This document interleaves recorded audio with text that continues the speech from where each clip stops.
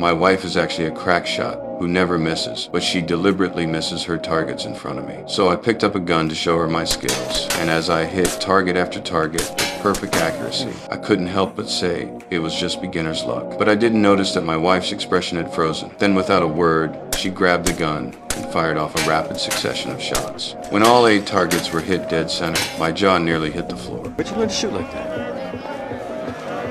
Beginner's luck.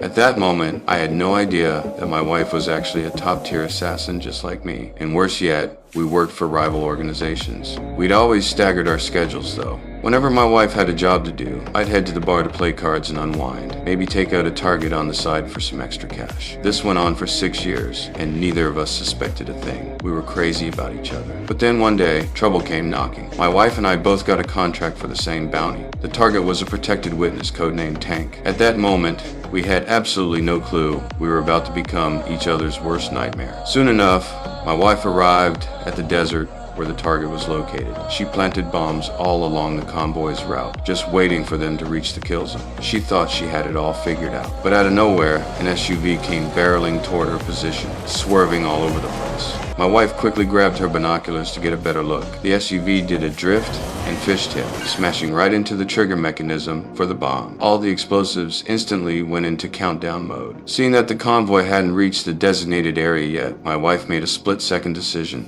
and cut all the circuits. As for that troublemaking SUV, 1 second it looked like regular tourists, the next second someone pulled out a rocket launcher from inside. My wife immediately realized I was an assassin sent by a rival organization.